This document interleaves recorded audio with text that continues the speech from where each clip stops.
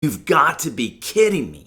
Now, if anyone knew anything about U.S. geography, you would think it would be the United States Postal Service, since they're taking packages all over the country.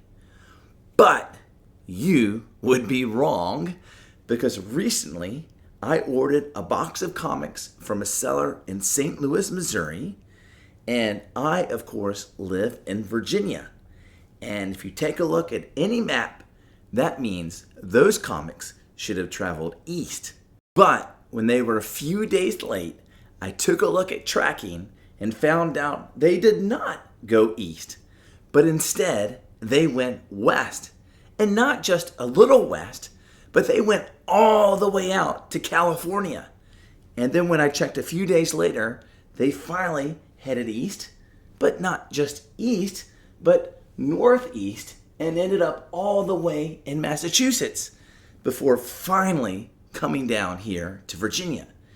Now, the delay in getting my comics wasn't that big of a deal, but I knew the longer that the USPS had them in their hands, the greater the likelihood that they would end up damaging my comics. And in fact, that's what happened. Because I guess when they loaded up the California truck, they just threw the box on. And then when they loaded up the Massachusetts truck, they just threw the box on again. And finally, they just slammed it in the Virginia truck. Because when I finally got the box and I opened it, I found out that all the corners of the backing boards had been crunched. And sadly, that crunching had passed on to many of the comics. Now, the corner crunching that ran throughout that box reminded me of a tip that I wanted to share with you. So personally, I always store my comics and definitely ship my comics in a backing board and bag one size larger than what they are supposed to be. So in other words, I store and ship modern comics in Silver Age bag boards, and I store and ship Silver Age comics and Golden Age bag boards. And the reason I do this is because it leaves a bigger buffer zone for damage to the corner. So in other words, if the comic is sitting here and this corner's hit, well, it can fold like this board did, and the comic will remain safe. But if you're using the proper size bag boards, if this corner gets hit, this backing board folds up like it did here on all four corners, then your comic's gonna have its corners get crunched. So of course, all of that was super disappointing. Now, I'm not too angry because I did get all of these books at a great deal, and they're from a seller that I've done a lot of business with. And so even though these came damaged, he's been so good to me that I didn't get too upset. And in fact, I almost didn't even mention it to him because I didn't want to create a hassle for him or for him to think that, oh shoot, our relationship is damaged in some way. But I ultimately did email him some pictures just so that he can know, and also kind of help him think about, well, maybe I should do something different than when I'm packing up these comics. Maybe I should use larger bags and boards or whatever he might consider doing. And I said, hey, I'll leave it up to you if you think you should do something to make this right. And he did. He's given me 10% off the next order, and that's fine with me. So it was a big box of comics, and I'm not going to take time to show all of the comics off to you, but I'll show you my favorite 10. Now, before I do that, if you haven't subscribed to this channel, of course, I'd appreciate it if you consider doing so now. Well, the comic that I was most excited to get, which then means, of course, that I'm the most bummed about, was New Mutants 87, which, of course, is the first appearance of Cable. Now, this had been a 9.8 candidate, and it is not that anymore, I don't think. Yeah, I mean, a press would help the corner some, and really this one, they each took different amounts of damage. It's really on the bottom right corner that sustained, clear damage on this one. And I don't think it can be fixed. So it's still, it's probably like a 9.4, 9.6. For me, I don't know if that's worth submitting.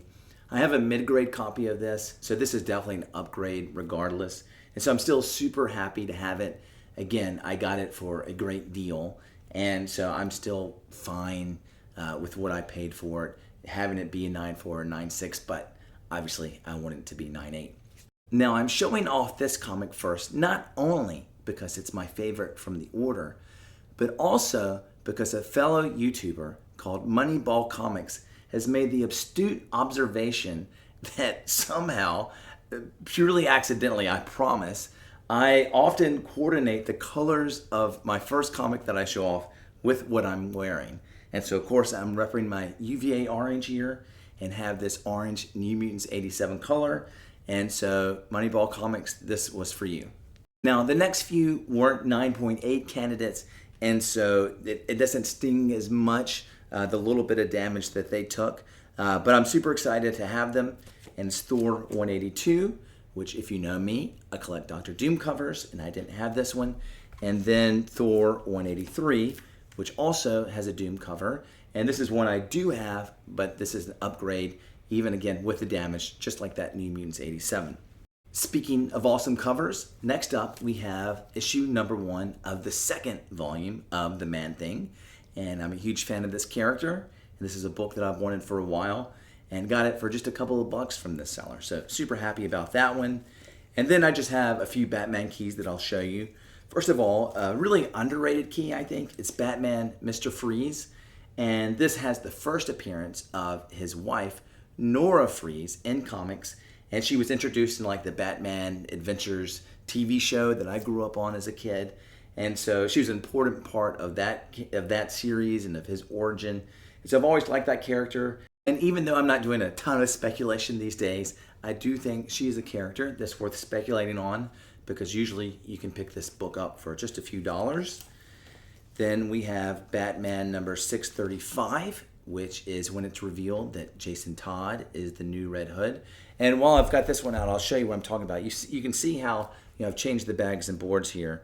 This is the Silver Age bag and board for a modern comic, but you just see there's more buffer room. And so it's a personal preference, but I think it's the best thing. But I'm curious if you disagree, if you think, oh no, if you got Silver Age bags and boards, then the comic slides around more and that's bad for it. I don't really have a problem with them sliding around. I think they still stay really tight. And so I just really like that buffer. But I'm curious if you think differently, let me know in the comments below. And then we just have some Damian Wayne keys. We have Batman 655, which is his first cameo appearance. 656, which is his first full appearance. And 657, which is his first cover appearance. And I've grown to love Damian. At first, I hated him as Robin, but now he might actually be my favorite Robin. I mean, he's gone through quite a journey from being just this terrible kid to someone who really learned to love his father and really want to do the right thing, even if he's a little edgy. And one last key for him, and the last book I'll show off today, Batman 666. And this is set in the future if you haven't read this story, but it's the first time you see Damian Wayne as any type of Batman. And it doubles as being the first appearance of Professor Pig. And he's kind of revamped when he's introduced in kind of the present. Again, this isn't a future vision, but it's the first Professor Pig. And as a Batman fan, anytime I can get the first appearance of one of his rogues gallery, I'm pretty excited about that. So tell me in the comments below which of those books were your favorite, or if you have a USPS horror story, I'd love to hear it, because I have several and I've shared some on this channel. It's been a while since I've had a horror story. USPS has been pretty good over the last few months, but now we're back to the same old USPS that I know and love. Once again, if you haven't subscribed to this channel, I'd appreciate it if you consider doing so now. Like, comment, all those things that help us out. Thanks so much for watching, and as always, I look forward to the next one.